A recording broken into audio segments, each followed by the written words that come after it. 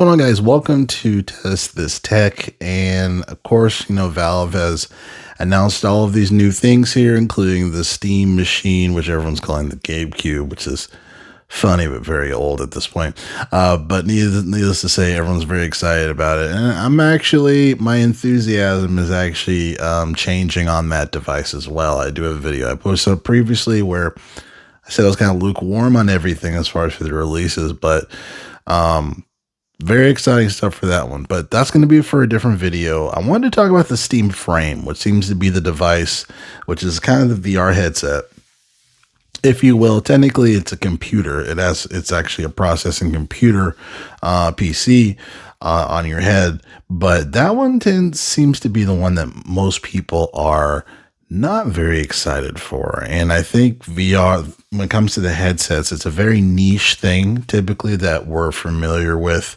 when it comes to the MetaQuest 3, even PSVR 1 and 2.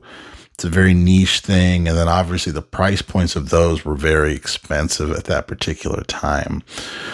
There's a couple of things I'm thinking that this Steam Frame is going to be. One, a saving grace for a lot of indie developers. And two, I have a theory that Half-Life 3, it's funny because it's been tens of years since, Half-Life 2, I think over 25 years at this point, right? But, it's been a long goddamn time since Half-Life 2, but I feel like to increase the interest in the Steam Frame, they should release Half-Life 3 on the Steam Frame. I feel like it would make a lot of sense. The Steam Frame and the Steam Machine, to swoon people more towards the Steam Frame. I feel like it makes sense to release Half-Life 3 exclusively on the Steam Frame.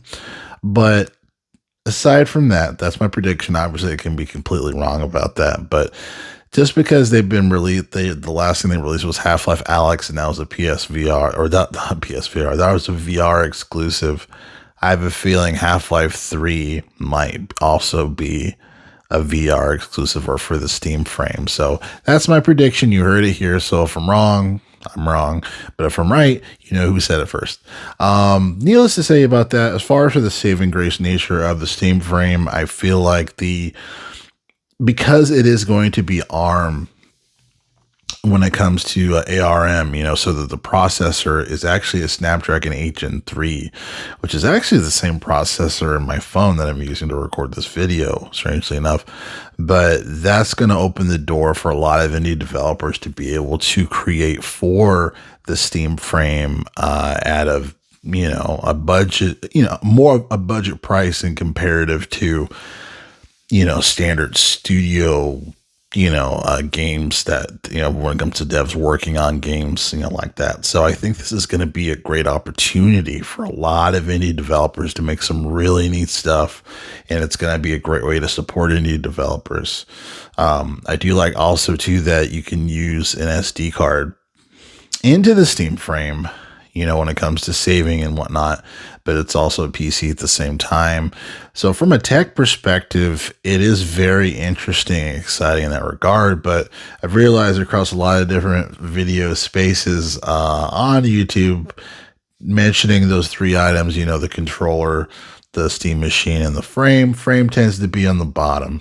But I feel like if they do one that push, when it comes to content and games, they need to be, if they can have that push and support from any developers, really get behind, for folks to get behind the Steam Frame and to release these really cool games on it and to market it in a way, I feel like the Steam Frame eventually will pick back up. Obviously, Half-Life 3 will be the biggest thing. Everyone who says that they're not interested in the Steam Frame, they say, oh yeah, Half-Life 3 is exclusively on the Steam Frame, or at least exclusive for the Steam Frame for that particular time. I think that'll change everybody's mind, but that's what I think about the Steam Frame. I feel like that it's a very interesting device, a great device, I think, for developers to get behind, indie devs, particularly to make some really neat stuff. And I wanted to talk about price as well when it comes to the Steam frame specifically. This thing, so the Snapdragon 8 Gen 3, right? My phone is the Galaxy S24 Plus. The Galaxy S24 Plus is a couple years old, right? A couple years old, like 2+ years old, or what have you. The interesting thing about Steam that I think a lot of people haven't really mentioned, except for Moore's Law is Dead, the guys are brilliant over there, so shout out to them. But they've been doing a lot of homework on these parts of these devices, and from a cost perspective, as far as for they're taking these components that are years old, but they still have a significant amount of power efficiency, and being able to put these things together, optimize them, and the modularness of, obviously PCs are modular, but from a Steam perspective, the optimization and the efficiency has always been a really big thing. So I say that to say that for this Steam frame, I could see this being maybe $799 as far as her price point. $799 to $899. That's where I'm thinking when it comes to the price of this. I don't think this is going to be $1,000. I think it's going to be at least $200 below that, just because of the ARM system. It being ARM and not x86, it provides a lot of opportunities when it comes to just efficiency from an energy perspective, right? And then also just when it comes to being able to for Android games to be able to function on the Steam frame, and then obviously the devs and whatnot. I've talked about that, but that's my thoughts. So I really feel like Half-Life 3 will be on Steam frame. I feel like that's what Valve is trying to tell us. But we'll see. I mean, everyone's been trying to get Half-Life 3, leaks and, making up stuff. And a lot of jokes have come out from that too. But anyway, I will leave it there. Test this tech. Catch you guys next video. Thanks a lot.